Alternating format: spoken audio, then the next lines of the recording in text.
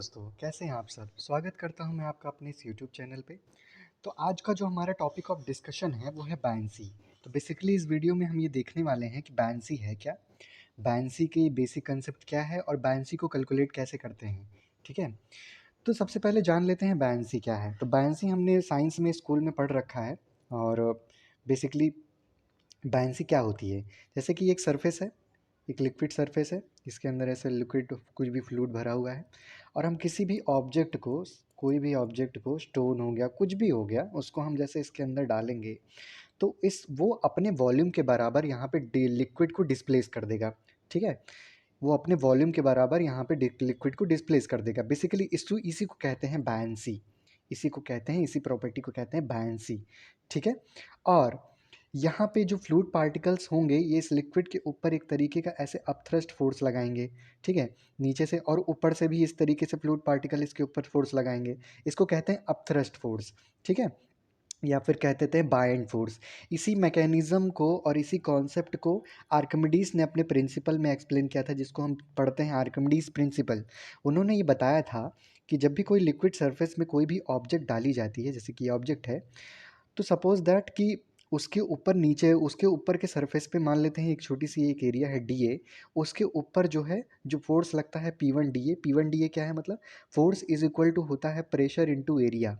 ठीक है, pressure into area, area है स्मॉल पोर्शन डी ए और प्रेशर ऊपर के पॉइंट पे सपोज दैट लग रहा है पी वन, नीचे के पोर्शन पे सपोज दैट प्रेशर लग रहा है पी टू और एरिया है डी ए, तो नीचे का फोर्स हो गया P two into D A. ऊपर वाले पोर्शन की हाइट एच वन है, नीचे वाले पोर्शन की हाइट एच टू है। इसी के बीच में जो रिजल्टेंट फोर्स निकल के आता है, resultant force acting on the upthrust direction, buoyant force and upthrust force, इसी को हम कहते हैं बायंड फोर्स या अपथ्रस्ट फोर्स। और ये जो अपथ्रस्ट फोर्स होता है वो वेट ऑफ डिस्प्लेस्ड फ्लूइड के बराबर होता है। मतलब ये जो हमारा फोर्स लग रहा है ऊपर इधर नीचे फिर इधर उधर, जो अपथ्रस्ट फोर्स ये लग रहा है, इसको कहते हैं अपथ्रस्ट फोर्स। इसका जो रिजल्टेंट होता है इसी को कहते हैं बायंड फोर्स या फिर रिजल्टेंट फोर्स या अपथ्रस्ट फोर्स। और ये फोर्स जो है डिनोट करते हैं हम एफ बी से, जिसको बायंड फोर्स के बाद जानते हैं। और ये बराबर होता है वेट ऑफ डिस्प्लेस्ड लिक्विड के, ठीक है, या वेट ऑफ डिस्प्लेस फ्लूइड के। ठीक है, और यहाँ पे जो यहाँ पे एक्सप्रेशन निकल के आता है F B is equal to rho g V of V, V यहाँ पे क्या है, डिस्प्लेस्ड फ्लूइड। ठीक है, फ्लूइड में हम जब फ्लूइड बोलते हैं तो लिक्विड और गैसेस दोनों आ जाते हैं। ठीक है, और यहाँ पे डिस्प्लेस्ड फ्लूइड का वॉल्यूम है वी। ठीक है, डिस्प्लेस्ड फ्लूइड का वॉल्यूम है वी। तो यहाँ पे F B is equal to rho g V of displace fluid. तो ये फॉर्मूला आपको याद रखना है फॉर कैलकुलेटिंग बाइंड फोर्स। तो अभी तक हमने देखा कि बेसिकली बाइंड फोर्स होता क्या है और बाइंड फोर्स को कैलकुलेट कैसे करते हैं, एक्सप्रेशन क्या है। और फिर अब ये हम देखेंगे कि अगर मल्टी फ्लूइड सिचुएशन आ जाए तो क्या हुआ। क्या आप ये समझ सकते हैं कि मल्टी फ्लूइड सिचुएशन का क्या मतलब है? मल्टी फ्लूइड सिचुएशन का मतलब है कि अभी तक जो हम सिचुएशन देख रहे थे वहाँ एक तरीके का फ्लूइड था जिसकी डेंसिटी रो थी।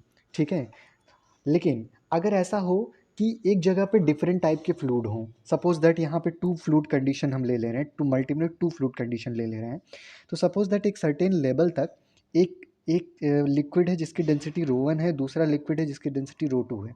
ठीक है, एक सर्टेन लेवल तक ये हमारी जो बॉडी है वो आधा पार्ट जो बॉडी का पहले वाले लिक्विड में है, आधा पार्ट जो बॉडी का दूसरे वाले लिक्विड में है। ठीक है, अब यहाँ पे हमसे पूछा जा रहा है कि बॉडी के ऊपर कितना बाइंड फोर्स लग रहा है। ठीक है, सिचुएशन आपको समझ में आई, दो तरीके के लिक्विड है, ऊपर वाले लिक्विड की डेंसिटी रो वन है, नीचे वाले लिक्विड की डेंसिटी रो टू है। और जो हमारा बॉडी है वो आधा एक लिक्विड में है, आधा एक लिक्विड में है, और हमसे पूछा जा रहा है बाइंड फोर्स कितना होगा। ठीक है, अब उस केस में आपको कैसे निकालना है, बहुत सिंपल है, बस सिंपली आप बेसिक कॉन्सेप्ट्स को याद रखिए। बेसिक कॉन्सेप्ट में बायनेंसी की डेफिनेशन ही यही थी कि जब किसी भी फ्लूइड में जब बॉडी इंटर करती है तो अपने वॉल्यूम के बराबर लिक्विड को डिस्प्लेस करती है। जितना पोर्शन बॉडी का एक लिक्विड में है आप उसका वॉल्यूम कंसिडर करिए, और दूसरा वाला जितना पोर्शन बॉडी का दूसरे वॉल्यूम में आप वो ऊपर कंसिडर करिए। दोनों का सेपरेटली एक बाइंड फोर्स निकालिए। ठीक है, एक F B one F B two दोनों का सेपरेटली निकालिए। कैसे निकालेंगे, रो जी वी।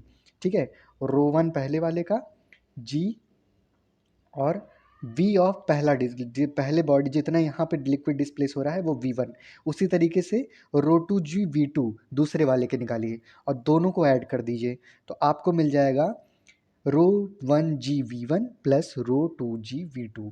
तो ये हो जाएगा आपका रिजल्टेंट बाइंड फोर्स, या फिर इसको कह रहे आप थ्रस्ट फोर्स, जो इस बॉडी के ऊपर मल्टी फ्लूइड सिचुएशन में लग रहा है। इसी तरीके से अगर थ्री फ्लूइड कंडीशन हो, 4 फ्लूइड कंडीशन हो, तो आपको उसमें पैनिक करने की ज़रूरत नहीं है। आप इसी बेसिकली आपको सिर्फ याद रखना है रो जी वी, ठीक है। जैसा कि मैंने आपको प्रेशर वाले केस में बताया था, आपको याद रखना है रो जी एच ना, वैसे आप बाइंड फोर्स में याद रख लीजिए रो जी वी, ठीक है। रो जी वी आप याद रख लीजिए, वी विल डिस्प्लेस लिक्विड है, और इसी फॉर्मूले से आपके बायंसी के क्वेश्चंस लग जाएंगे। बस न्यूमेरिकल समझिएगा, बेसिक कॉन्सेप्ट लगाइएगा, बेसिक कॉन्सेप्ट याद रखेंगे तो चीज़ें इजीली हो जाएंगी। अच्छा, अब जब नेक्स्ट टॉपिक ऑफ डिस्कशन में जब हम आते हैं, तो अभी तक जैसे सेंटर ऑफ बायंसी को समझने से पहले आप ये समझ लीजिए, जैसे कि ग्रेविटी, हर बॉडी पे ग्रेविटी लगती है, और हम मान के चलते हैं कि वो ग्रेविटी किसी पॉइंट पे एक्ट कर रही है, तो वो उस पॉइंट को हम कहते हैं सेंटर ऑफ ग्रेविटी। जैसा इससे पहले वाले हाइड्रोस्टैटिक फोर्सेस के चैप्टर में मैंने आपको बताया कि प्रेशर लग रहा है किसी बॉडी पे और किसी पॉइंट पे लग रहा है, उसको हमने कह दिया सेंटर ऑफ प्रेशर। उसी तरीके से जो ये बायंड फोर्स है, ये बायंसी है, वो किसी पॉइंट पे लगेगी बॉडी के अंदर, और उस पॉइंट को हम कहेंगे सेंटर ऑफ बायंसी। उस पॉइंट को हम कहेंगे centre of buoyancy. The point at which buoyant force is acting is known as centre of buoyancy. Actually कैसा कहा जाता है कि जो हमारा सेंटर ऑफ ग्रेविटी है डिस्प्लेस्ड फ्लूइड की, वही हमारी सेंटर ऑफ बायंसी होती है, ठीक है। हमारे डिस्प्लेस्ड फ्लूइड की जो सेंटर ऑफ ग्रेविटी है, वही हमारी सेंटर ऑफ बायंसी होती है। तो बेसिकली सेंटर ऑफ बायंसी अगर देखें तो वो इंटरसेक्शन है सरफेस से। अगर आप ऐसे क्रॉस एक मतलब एक टेंजेंट ड्रॉ करते कोशिश करें, दूसरे तरफ से एक सरफेस से ड्रॉ करें, और यहाँ पे मान लीजिए इतना पोर्शन लिक्विड का डिप है इसमें, तो वहाँ पे जिस पॉइंट पे ये कट करेगा, वही इसकी सेंटर ऑफ बायंसी हो जाएगी, ठीक है। और ये इस तरीके से अपवर्ड डायरेक्शन में सेंटर ऑफ बायंसी से बाइंड फोर्स एक्ट करता है, ठीक है। जैसे कि यहाँ पे ये फ्रेशली अगर मैं डायग्राम को बनाऊँ, तो जैसे ही मान लीजिए लिक्विड सरफेस है, मान लीजिए इतना पोर्शन बॉडी का डिप है, ठीक है। कलर चेंज कर लेते हैं। इतना पोर्शन मान लीजिए बॉडी का डिप है, ठीक है, इतना पोर्शन। अब यहाँ से आप ऐसे क्रॉस करते जाइए, दूसरी तरफ से भी आप ऐसे क्रॉस लेके जाइए, जिस पॉइंट पे ये कट कर जाएगा, वही होगी सेंटर ऑफ बायंसी, ठीक है। और ये अपवर्ड डायरेक्शन में इसी पे जो हमारा बायंड फोर्स है, जो अभी हमने निकाला, जो हमने डिस्कस किया, वही बायंड फोर्स ऊपर की तरफ यहाँ पे लग रहा है। तो ये तो बात हो गई सेंटर ऑफ बायंसी की, ये बात हो गई centre what is buoyancy, how to calculate buoyancy, and what is centre of buoyancy, ठीक है। तो ये वीडियो यहीं तक था। अगले वीडियो में हम ये डिस्कस करेंगे कि centre of buoyancy, gravity, centre of gravity के बीच में रिलेशन क्या है, और उसके बेसिस पे जो भी हमारी बॉडी है, फ्लोटिंग बॉडी है, सबमर्ज्ड बॉडी है, वो कैसे स्टेबल, अनस्टेबल और न्यूक्लियर इक्विलिब्रियम में रहती है, ठीक है। तो अगर आपको वीडियो अच्छा लगा हो तो मेरे चैनल को लाइक करिए, सब्सक्राइब करिए, और जुड़े रहिए मेरे साथ इस चैनल पे। Thank you so much.